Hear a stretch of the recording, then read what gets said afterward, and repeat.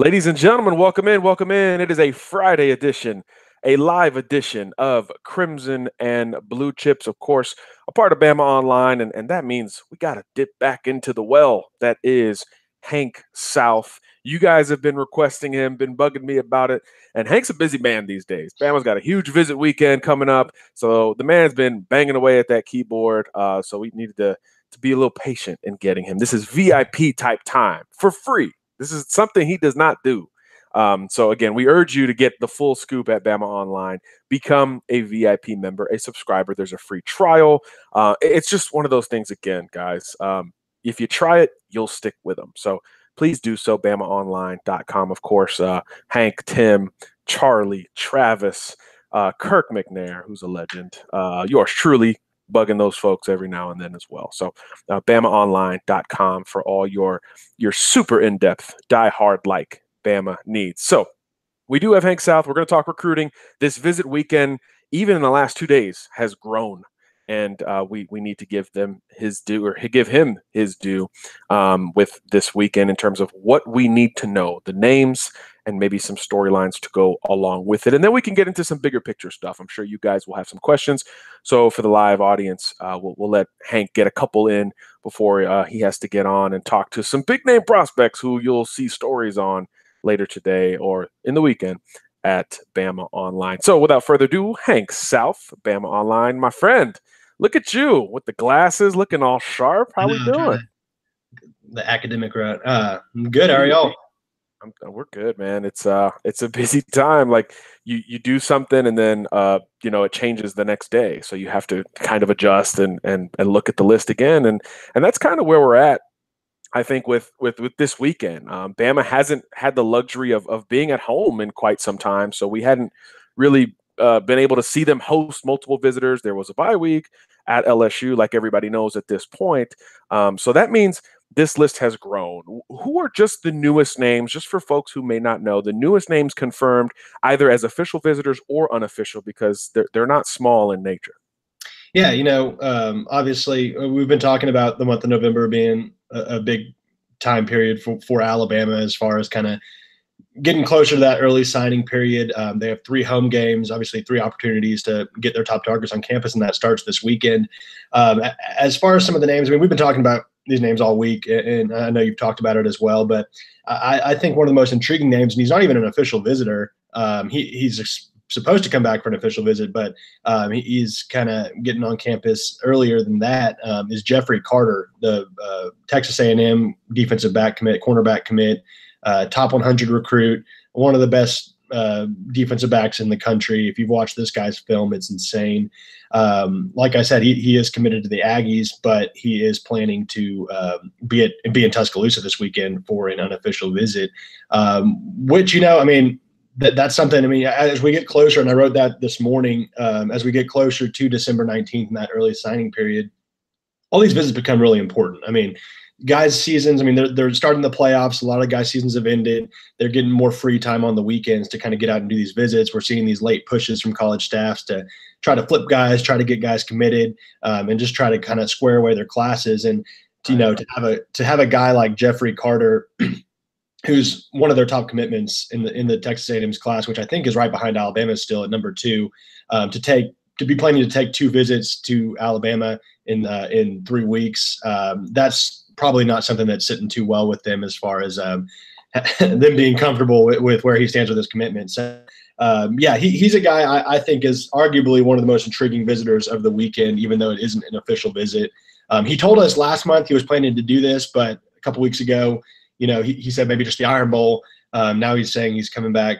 He is coming for this weekend. So we'll be watching him, and Texas A&M fans will be watching him too. Hank, with this class, we're seeing like an emphasis on DBs right now, or maybe it just feels that way. There's a whole lot of big names out there. I think everybody knows of the Akeem Dents of the world. Noah Gates is a guy you guys at BOL have chronicled better than anybody in the industry.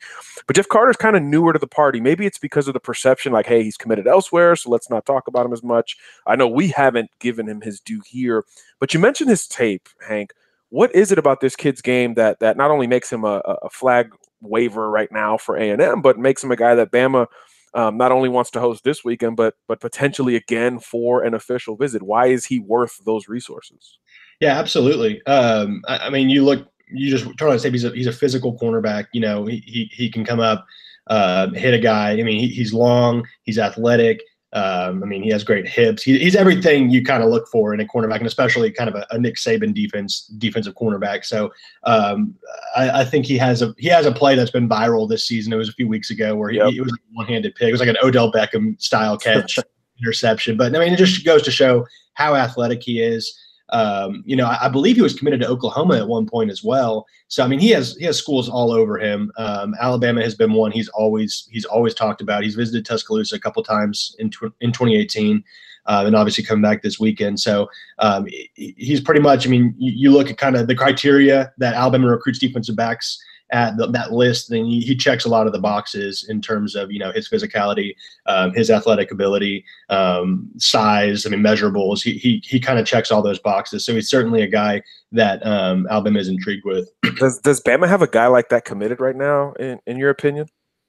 You know, I think I would compare him most to Brandon Turnage, just in terms of kind of same, you know, measurables, athletic ability. I mean, Brandon Turnage is one of the best athletes in the class, or Alabama's class for sure, as far as being able to play both sides of the ball.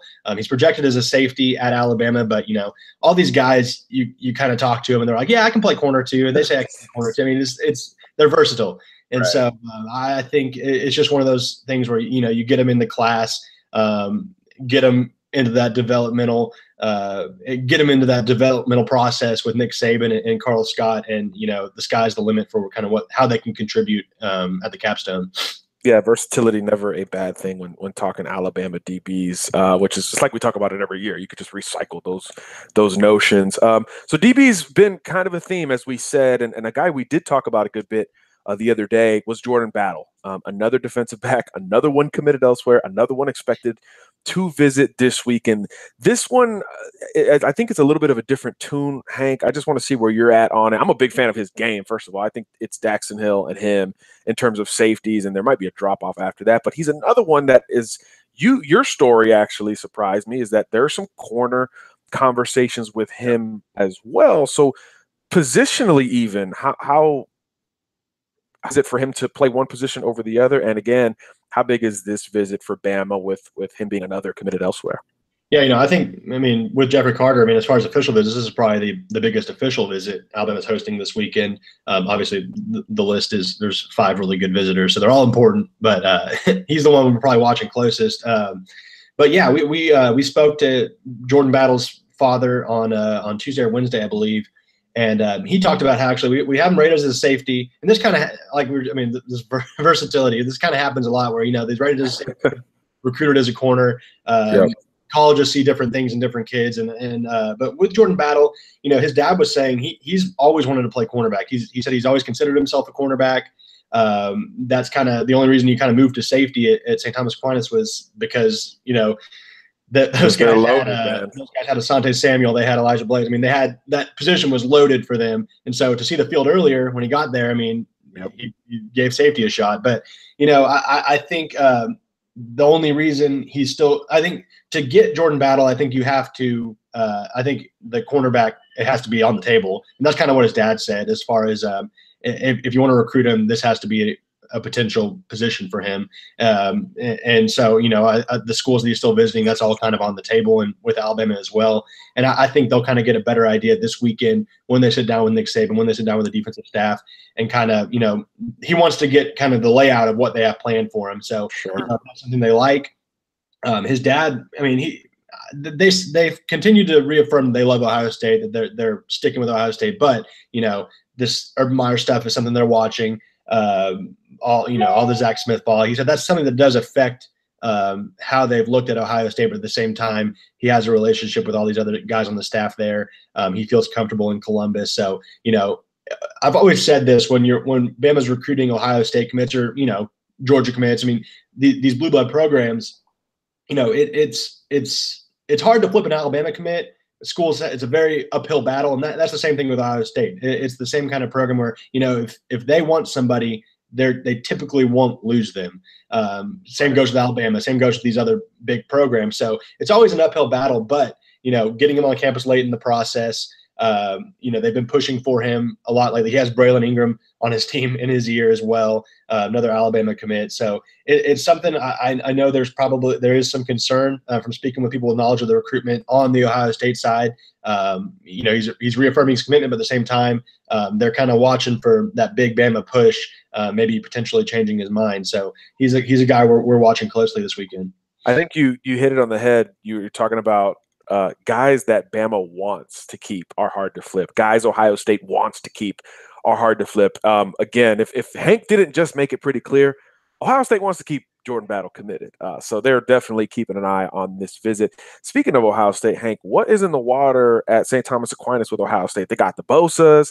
They got this kid committed. I mean, what is there a certain connection, or is it just like you said, Ohio State is blue blood, Bama's blue blood, so they're going to be able to go to those schools kind of whenever they want. Right. Yeah, I'm not sure who the area recruiter is down there. Maybe Larry Johnson. I might be wrong on that. I don't want to give misinformation, but it's kind of like, if you look at kind of what Alabama is doing in the DMV area, like in Maryland and DC, they're getting all these guys, all these top guys. Yabi Anoma last cycle. They got Shane Lee, Darian Dalcourt. They look like they're in a good spot for the 5-star edge rusher next cycle and Chris Braswell. And then obviously, Keelan Robinson, all those guys. But it's just one of those spots. I like you said, it's a blue blood program. They're a national brand. They recruit that area hard. Alabama recruits South Florida hard. It's a spot where a lot of the top talent comes from. So, I think they've got some good inroads there as far as the connections from the Ohio State staff with that program. And so I think they kind of they've been able to kind of mesh well with the two programs, just like Alabama has in certain areas as well. And we're seeing Alabama kind of crack into it as well now with Braylon Ingram. So if they're able to flip Jordan Battle, that's a big win out of South Florida, and kind of just continues that. South Florida in general has been great to Alabama with defensive backs in recent cycles. Surtain, Josh Jobe, even Xavier Williams, meeting on where how he pans out. So they've had a lot of success there, but at the same time, Alabama has too. Yeah, Eddie Jackson, Daniel Wright. There's South Florida is a haven for everyone, especially Bama. Speaking of South Florida, let's keep it there with another guy who I certainly didn't know was visiting until recently. Chris Bogle, another Broward County kid, edge rusher. This kid's been kind of all over the map.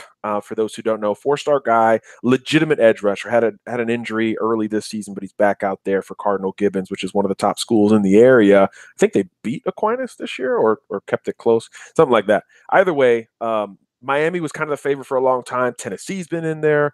He took an A&M official visit. This kid's been all over the place. But Bama's always kind of been mentioned. I remember talking to him in the spring, and he said there's like 3 or 4 schools that hit me up every day, and Alabama was one of them.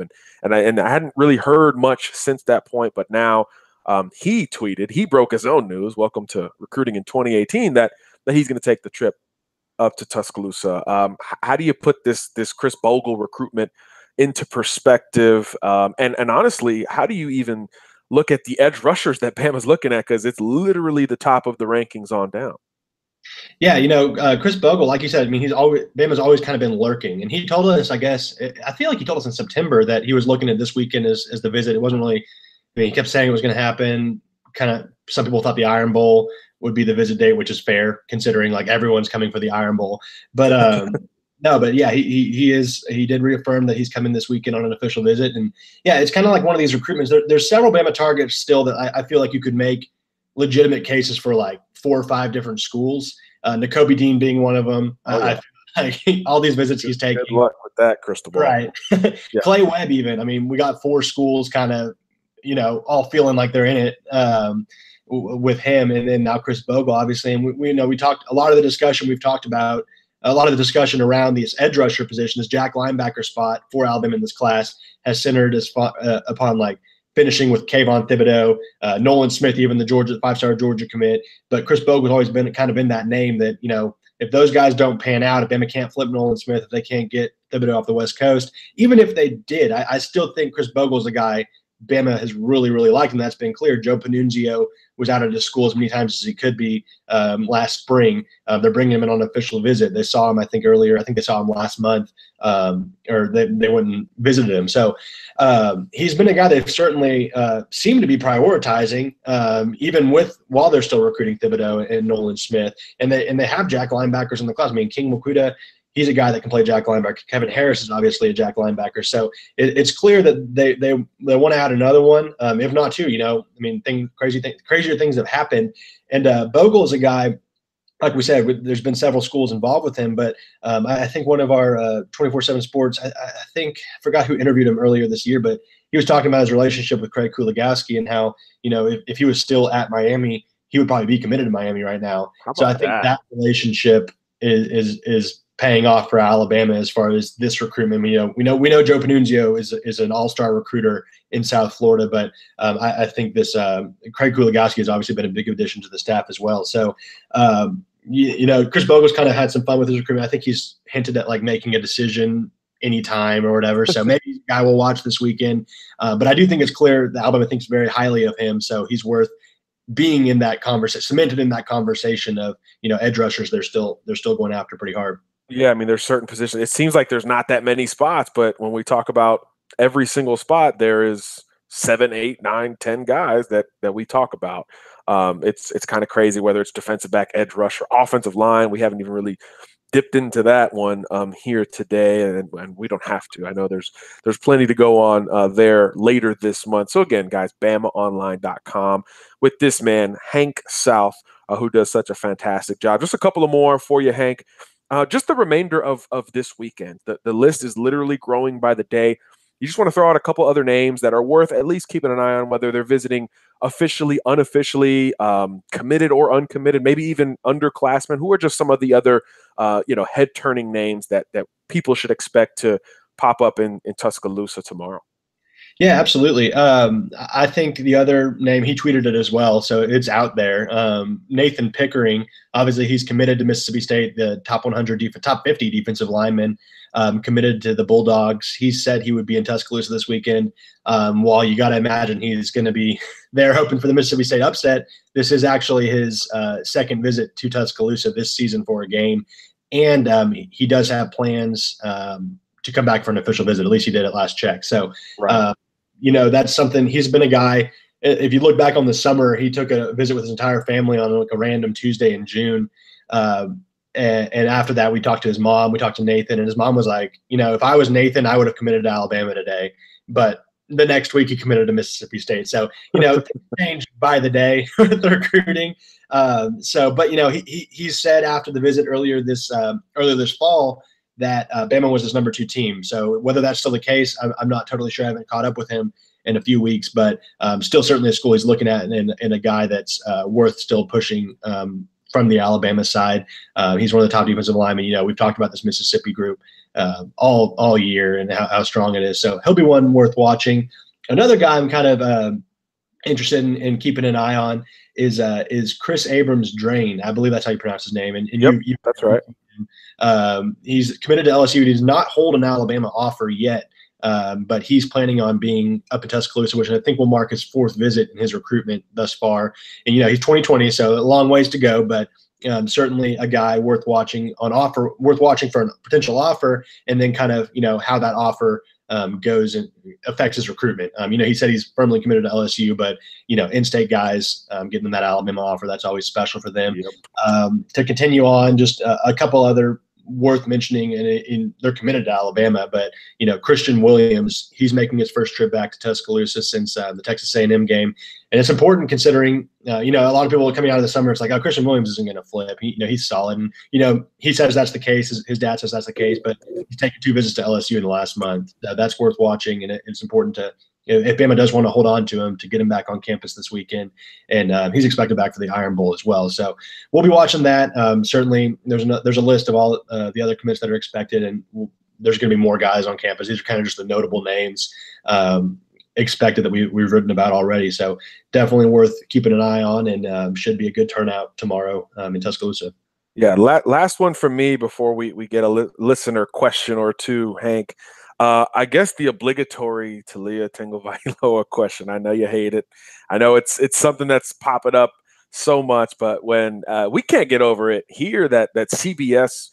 I mean, he showed him walking in with Coach O. Like, I don't know if I've ever seen that on a broadcast with a football recruit pregame. I've never really seen anything like that. But obviously, Talia spent time in Baton Rouge last weekend. And not just that, but just in general, what is your stance on the solidity of his commitment? Talia doesn't talk much. He doesn't tweet much. So I guess there's a more of a mystique than I expected around his recruitment. Where do you sit on that? Just, I guess, just for the people, because, Yeah. it's a question we're going to get every day until he signs a month and 10 days from now. Right.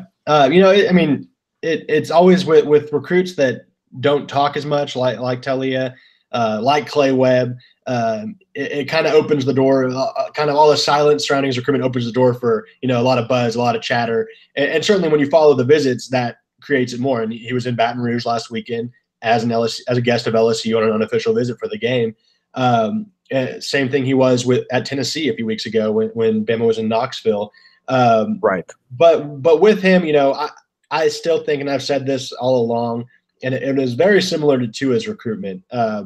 Schools tried to get in late. Not that LSU and Tennessee are getting in late for Talia. He's been talking about them since the summertime as far as taking the official visits. But they've always come back to the fact that, where they end up will be where his family feels most comfortable, where home is. And that's constantly, that's what Alabama is. They say that. They love Alabama.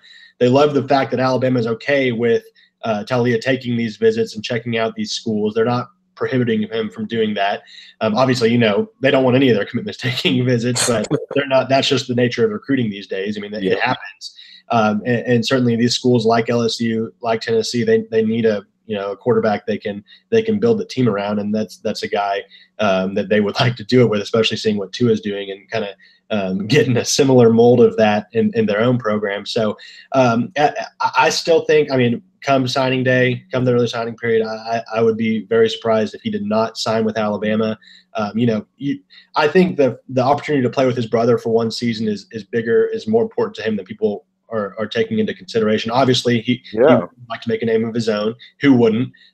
He doesn't want to play into his shadow, but at the same time, I think just his bond with Tua, his opportunity to kind of learn from him and still work together. And obviously for the parents, Tua is going to be in Tuscaloosa for at least one more season. That's going to be difficult if he were to go to LSU or if he were to go to Tennessee or anywhere else, for them to kind of coordinate where to go see games. That's kind of, that could be figured out, obviously, but they go to every single game. So right, and they're big on being at the games. The family's so close. They're all in Alabama. It just doesn't add up as far as him changing his mind. Crazier things have happened, but I think come the early signing period, we see him make it official with Alabama. All right, we're going to let Hank run after one little quick fan question. First of all, Luke Ferguson says, yeah, Hank is back. Well, yeah, that's why we have him on. William Lee says, any concern with Eboigbe and Tennessee rumors? Justin Eboigbe, the Alabama commitment. That'll be the last one. We'll let you go. Yeah, no, I think that's a great question. There's certain. I think there's always some level of concern when your commitments are taking visits this late. There always is, and it always happens. It's not a new thing. Jerry Jeudy was at Miami on like December 10th before he enrolled early to Alabama. So that always happens. I think there is a level of concern. He's saying all the right things. When we've interviewed him, he's saying he's 100% sold on Alabama. But he still just wants to take visits. And to his credit, he did say this from day one of his commitment. He was like, hey, I'm committing to Alabama. I want to be at Alabama, but I'm still going to check out other schools. I'm still going to have fun with the recruiting process. And so schools haven't stopped recruiting him. Tennessee's one of them. Miami's another. Florida wants to flip him. So he has all these schools in his ear. But with Eboigbe, I think his relationship with Craig Kuligowski, I talked about him earlier in the show, the day he committed to Alabama, or the day he decided he was going to commit to Alabama, he sat down in his office and they talked about all the guys he's kind of molded, who Craig Kuligowski has kind of molded into NFL defensive linemen and have had really successful careers. Sheldon Richardson was one of them in Missouri that he talked about. I think that opportunity, I think that's something that's really sticking with him. And with Justin Eboigbe, Another big thing is he does plan to sign early. It's always some concern when it's like, hey, I'm committed, but I'm not going to sign early. So, how committed Right. are you? You're not going to make it official when the school wants you to make it official. But he said he's going to sign early, and the last official visit he's tentatively planning on taking is Alabama that final weekend before the signing period. So, he's taking these visits. He's going to get in kind of Miami buzz, Tennessee buzz, but he's going to come back to Alabama. He's going to have a chance to sit down with the staff and kind of get that final pitch. And, I think that will probably be enough to keep him on board. But he's one of the ones I'm watching closest as far as, wavering from his commitment. Yeah, just like we talked about with Jordan Battle and Ohio State wanting to keep him, Bama wants to keep Justin Eboigbe. This kid's having an unbelievable year, high upside, all of those things. So don't think that this is a Bama pushing a kid out under the radar kind of deal. Am I right on that, Hank? No, absolutely. I mean, he's all the defensive linemen committed are having great seasons. I mean, Right. Inger's been hurt, but I mean, he came back and had a good game last week. So yeah, Right. Definitely they have the guys I think they want to have in this class at the moment. Right. There he is, Hank South, BamaOnline.com, VIP stuff every single day, not just once in a month here on CABC. So make sure you check him out at the roundtable. Again, BamaOnline.com. Hank South, my friend, we appreciate you. We got to do it again soon, but we'll let you move on with the rest of your day. Thanks. For sure. Thanks for having me, John. I appreciate it. Anytime. There he is, Hank South, Bama Online. The dude gets it. The dude's got everything covered, everything you could possibly want with Alabama. Recruiting is there in one spot. So certainly check out his work. Again, Bama Online for the millionth time. If you haven't realized that's where he's at, follow him on Twitter at HankSouth247. Yeah, busy time for him. So we'll let him go there. All right. So for the remainder of the conversation today, we're going to build on what we learned from Hank. We're going to talk with you guys, answer some more questions. We just got an email question that we're going to jump in on as well. So a lot to get to as we preview this big day and this big weekend for Alabama. Again, this visitor list literally grows every day. Every day it continues to grow. So we're gonna stay on that tip for sure. All right, let's dig into some of these questions here. William, hopefully Hank answered your question well enough. So you got the Eboigbe question. I think Eboigbe's solid with Alabama. Tennessee's getting impressive kids on campus. Like, I think we should talk about that for a second. They're going to get Owen Popo on campus, the 5-star Auburn linebacker commitment. That probably makes some of y'all cheer. They've got Wanya Morris, a 5-star committed. They're in it for Chris Bogle, legitimately. A lot of these Georgia and Florida guys have Tennessee in the mix. Don't sleep on Pruitt, man. Pruitt is gonna piss off somebody like he's winning more games than he is. Pruitt is that type of recruiter. So don't rule out Tennessee for a Popo or a Bogle. Even holding on to Wanya Morris at one point seemed like it wouldn't happen for Jeremy Pruitt in Tennessee. I think that happens as well. So I think at least one 5-star will be in his class, which, given how Tennessee season has gone, is pretty impressive. Pretty impressive for Jeremy Pruitt and company. That guy gets it on the recruiting trail. So hopefully that question was answered there. William, talking Tuscaloosa, wants to know, do you have a good feel for Dean? He's all over the place. You guys know, man, like Hank said, you talk to 5 different people, 5 different answers are going to come out of your mouth, or out of their mouth, I should say, for Nakobe Dean, #1 linebacker in the country. Auburn official last weekend. I believe he's at Georgia this weekend. He's already taken his Bama official. He's taken an unofficial to Bama recently as well. LSU's in it. Florida State's in it. But I think the conversation with Nakobe Dean that hasn't been had enough is, don't forget about these in-state schools. Ole Miss, which is not far from his house, Mississippi State.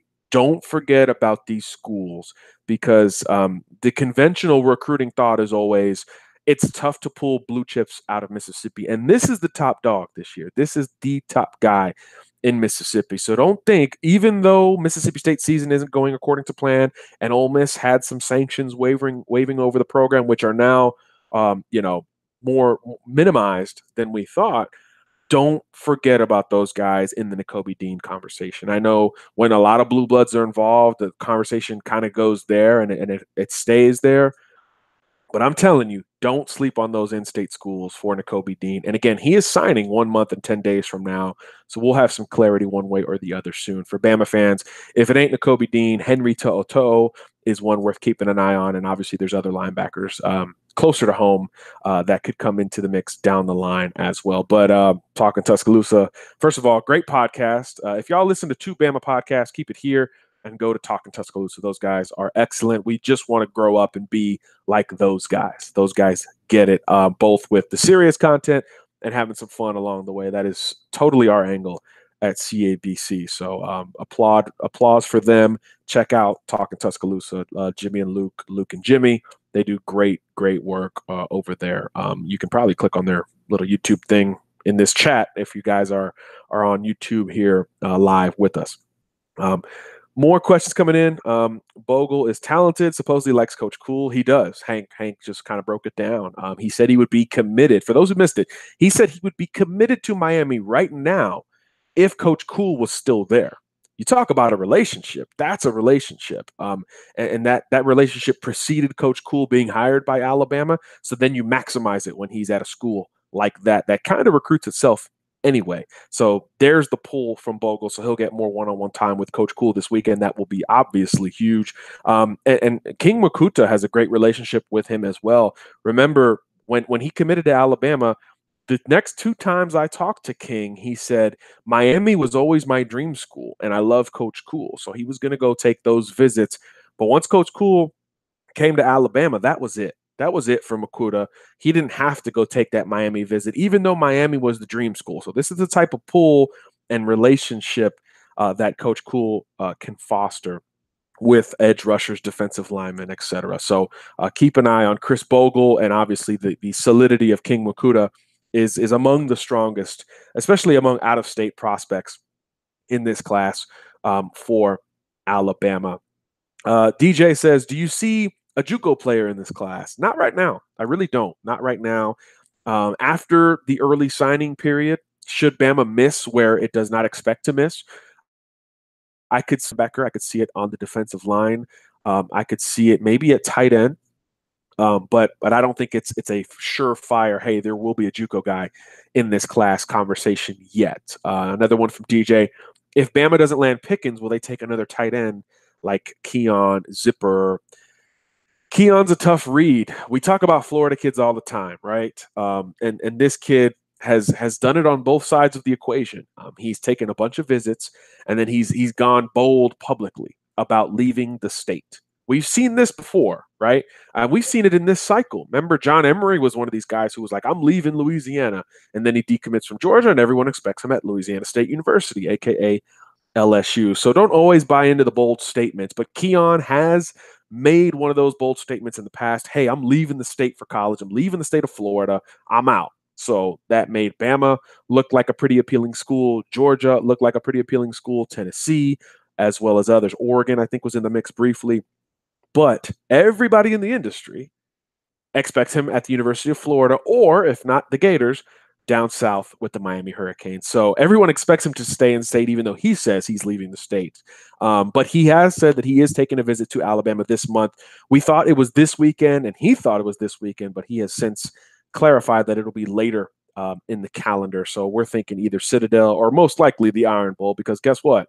Everybody's visiting for the Iron Bowl. You're probably visiting for the Iron Bowl. So recruits kind of feel the same way you do about the status of that game. So Keon Zipper is a legitimate prospect for Alabama. They do have one tight end committed, so I don't think it's a huge priority or a huge need for Alabama, but Keon fits a lot of what Alabama is doing right now with Irv Smith.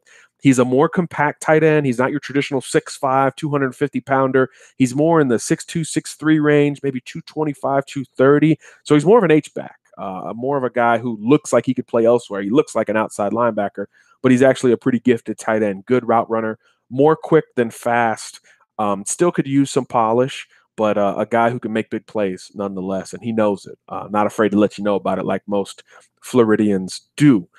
So he's definitely one to keep an eye on. He will be back in Tuscaloosa this month, so that's something to keep an eye on. Although, again, Florida's probably the favorite, Miami in there as well, but as they'll tell you, and those fan bases will be quick to tell you, in this day and age, nobody is ruling out Alabama. Gelato's coming in with some funny Ole Miss remarks that I will not repeat on air. One of them says, I remember Laramie Tunsil.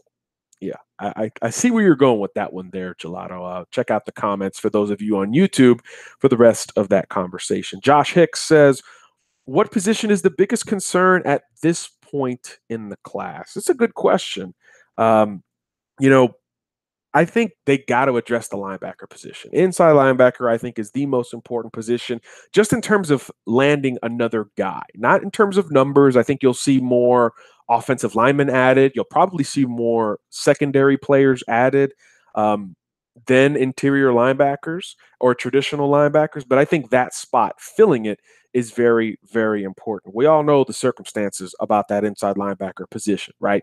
Dylan Moses, a sophomore, not going to be here very much longer. Mac Wilson, a junior, hasn't had the best year, but has improved of late. We all saw the pick that he made to end the game on Saturday.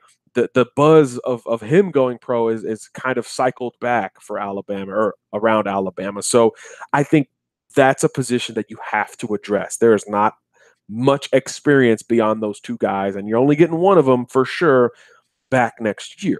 So I think Alabama has to not only land an inside linebacker to pair with Shane Lee, but it has to be a very good one. So Nakobe Dean, Henry Toto. After that, I'm just not sure. I'm just not sure. So I think linebacker is the most important position, although numbers wise, it won't look like that. Numbers wise, you'll see more D lineman, O lineman, secondary players added here at the very end. Linebacker, I think you add just one inside guy, but obviously Bama want that to be Nakobe Dean. Panther Pro 22, any updates or upcoming visits for 2020 targets? Hank hit on a few of those guys earlier, so you might want to hit the replay there or listen to the podcast on iTunes later. Chris Abrams drains an in-stater to keep an eye on. There's a lot of other in-state guys worth watching. If you get Eric Taylor back on campus, the Hewitt-Trustful defensive lineman, he's one that I would keep an eye on. Hewitt-Trustful's got 4 Bama commits, right? So why not make it 5 at some point? He's a very big stock-up guy. Those 2020 commits are going to return to campus for a visit. I think Christian Story will get back on campus to take another visit at some point. I believe he's expected at Notre Dame tomorrow, but after that, for either the Citadel or Auburn, you expect Story back on campus. And he's a guy who, since he decommitted from Tennessee, everybody's kind of leveled up with in terms of communication and desire. 6'2", 220 athlete, quarterback, running back, receiver, DB, probably more of a running back, H-back, outside backer at the next level, still growing, just a junior. So Christian Story is one that I would keep an eye on. A lot of people expect him in Alabama's class before all is said and done there. Luke Ferguson, Kevin Harris versus Bogle. I don't think it's that simple unless you're looking for a comparison. I think Bogle is a little more well-rounded than Harris. Harris's first step is, other than Nolan Smith, I don't know if any Harris's first step off of the edge this year, and that's saying a lot with guys like Kayvon Thibodeau out there. But his first step is elite. Bogle's close, though. Bogle is close. I think he's more well-rounded. I also think he's more raw, needs to be coached up more, and has a frame that could fill out a little bit more as well. So I think the ceiling might be a little bit higher on Bogle than Kevin Harris. But Kevin Harris's top trait is an elite trait, and that's why he's a borderline top 100 guy in America. So they're similar. They're both leaner guys right now. Both edge rushers and pure pass rushers right now, but Bogle I think is a little bit more well-rounded there. So there's just a lot going on here for Alabama in regards to recruiting, visits, all of those things. We actually got an email question that I do want to get to here before we wrap up today. It comes from John Christopher Jackson. Forgive me for reading from the phone, but that's what we got to do when we multitask. He said, "What's going on, my friend Garcia? It's been a minute since I wrote in, but I listened to every show." Thanks for that, John. Thanks to you and Kev for all the hard work and dedication. I see all these crystal balls coming in for Oregon on Thibs, meaning Kayvon Thibodeau. But I just have a Bama feeling on him. I got a feeling in my gut that this is the year Saban and the staff strike back on Georgia and even flip Nolan. I feel like Nolan is pulled into, quote, his mind is telling him my chances of reaching my full abilities are with Bama, but my heart is pulling to Georgia. I think the kid flips just my feelings. What's yours, G Man? Give it to me. I don't think we miss on both. Do you? I just think one of the two is coming. I think this is a good time to remind people of Bogle, actually, because as Hank said, this edge rusher conversation for who Bama may add at the very end has really just been a Nolan Smith Thibodeau back and forth. But Chris Bogle is there as well, and he's the only one visiting this weekend, as far as we know. I'm not hinting at anything before you conspiracy theorists jump all over it with Nolan. Kayvon Thibodeau's at Florida, by the way. That's locked in. So I think we don't need to forget about Bogle in this conversation. Could that be 1, 2, 3 on the board? Yeah, probably. But you get the sense Bama isn't going to strike out. If that's where you're getting at with the question, I do it's one of the three right now. Until Nolan makes another visit, I think Thibodeau or Bogle is more likely. But if Nolan makes the visit, and we talked about this a little more at length on Wednesday, if Nolan makes the visit for the Iron Bowl with the IMG guys, Trey Sanders, as well as Evan Neal, if one of them are close to committed or maybe are even already committed to Alabama at that point, all of the Nolan stuff turns up a very, very good bit. So that's what I'm watching with Nolan Smith. Does he get on campus for the Iron Bowl? Because he's a guy who's already done with high school. IMG season is over. He's finishing up his academics. He's signing next month, and he's done. So that visit and the timing of it, I think, would be massive for Alabama. There's questions coming in here. Yeah, talking Tuscaloosa, by the way, y'all check him out. He's doing color for the Thompson game. This is my boy Luke representing Talking Tuscaloosa here. Obviously, Talia, Amari Kite, he's going to be able to see those guys in person. They're loaded at Thompson. Somebody's wondering if the game's on TV. I know Thompson has an app that they use to live broadcast, but I don't know the rules for the playoffs in terms of if they can still do the live broadcast there. But if you want to listen to it, Luke Robinson is your guy. Luke Ferguson is asking questions. Luke Robinson is part of Talking Tuscaloosa. So y'all check out Talking Tuscaloosa, and Luke, that guy understands the deal for sure. You're welcome there. Look, producer Kev is a member of the chat. That's weird to see. What up, Kev? How you doing? Don't know where you're at, but we bumped you out for Hank South. So be mad if you'd like. That's just the way the pecking order is going to go when we can get a guest like that on. Y'all don't know how busy Hank is, by the way. Y'all should troll him on Twitter if y'all are on there. Just troll him and say, man, like, thanks so much for taking time out of your busy schedule for us, because that guy has been incredibly busy. But obviously that tells you that things are really picking up for Alabama. All these visitors, the lists have been shifting so much, a lot of additions to the list, officials, unofficials, and he's really been the guy all over the scoop with Jeff Carter, and that's why we began the conversation with Jeff Carter. That guy is an intriguing one, and I kind of asked him the question if there was a true corner like him committed, and Hank is very political. He's in Texas. He understands the game. He said that there's a lot of versatile guys on the board, but I'm going to go against Hank here, and I'm going to say there isn't a corner like Jeff Carter committed. That's the guy who I think Bama's got to take a true corner in this class, period. And I don't think they have one committed right now with Turnage and with Christian Williams. I think they're both combo guys. Turnage more of a safety, and I've said it a million times. Christian Williams, a poor man's Shaheem Carter to me. Those aren't pure island, go out there and we don't got to worry about it type of corners. And I think Jeff Carter is much more of that. So I'd keep an eye on him, Marcus Banks, Tyreek Stevenson, Akeem Dent, those guys. Bama needs one of those guys in the class. Maybe it's Noah Pola-Gates. Maybe Bama views him as that pure corner. Maybe it's Jordan Battle, who's visiting this weekend. I think he's more of a safety, but he does have corner ability, and I've seen him work at corner, and he's more than sufficient on the outside. But he's just such a good instinctual roamer, kind of like Minka was, kind of like Eddie Jackson was, where, yes, there's corner ability, and we saw both of those guys play corner at Alabama, but there's more ability and a higher ceiling at safety for guys like that. Kevin, you're producing behind, bro. We already answered the email question, but thank you for asking there in the chat. Ryan Burns, who from the D-line commits do you see getting early playing time? This is a great question. I think Antonio Alfano is the guy. I think Iboigbe's right there too, but the more I see Byron Young, the more I like him too. My point is, this D-line class is not getting the pub the O-line class is going to get in terms of, is it the best Saban has ever signed?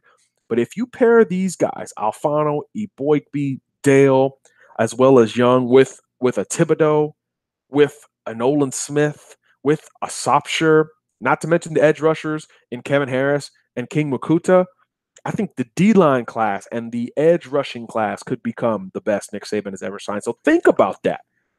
Sure, everyone wants Bama to get this number one class, but they have a chance to sign both the best O-line and D-line class that they have ever signed at Alabama. That's what's at stake this year with some of the guys still available and some of the guys that Bama is very well positioned for. That's how good this class could be. But to answer your question there, Ryan, I think Alfano's the guy because of the versatility. All of these guys can play inside and out, meaning Aboigbe, Byron Young, Antonio Alfano, but Alfano can do it at a high level, whether he's inside or out. I think some of those other guys, there's a bit of a drop off. Young, I think, is more at home inside, a tiny drop off when he goes outside. With Aboigbe, I think he's more comfortable outside, so there might be a tiny drop off when he goes inside. Alfano, consistency inside, outside, even standing up. That's how athletic this dude is at what, 6'4, 6'5, 280. That's how good Antonio Alfano is. You're going to see that reflected in the rankings very soon. I've teased it for a month, but it's finally happening.